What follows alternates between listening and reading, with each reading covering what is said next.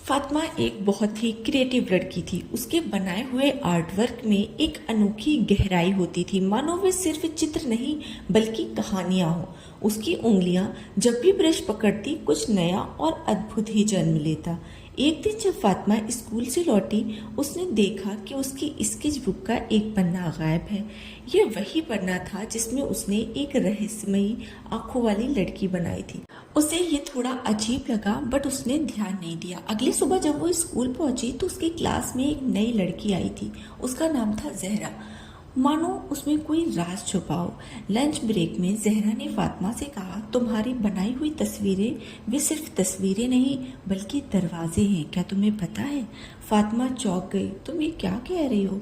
जहरा मुस्कुराई और अपने बैग से वही स्केचबुक का पन्ना निकाला। यह चित्र, यह मेरी ही छवि है। तुमने मुझे तब बनाया जब मैं कहीं और थी, लेकिन अब मैं यहाँ हूँ। फातिमा को एक झटका लगा। क्या मतलब, तुम मेरी कल्पना से निकली हो?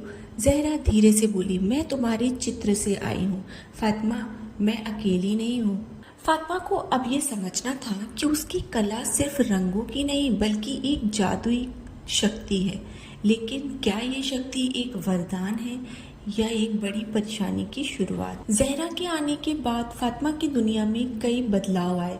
जहरा ने उसे बताया कि उसकी कला में एक विशेष शक्ति है जो उसे अन्य कलाकारों से अलग बनाती है। उसने फातिमा को सिखाया कि कैसे वे अपनी कला के माध्यम से लोगों की भावनाओं को समझ सकती है और उन्हें सकारात्मक दिशा में प्रेरित कर सकती है। फातिमा और जहरा ने मिलकर एक कला प्रदर्शनी का आयोजन किया, जिसमें फातिमा की चित्रकारी और जहरा की कहानियां शामिल थी।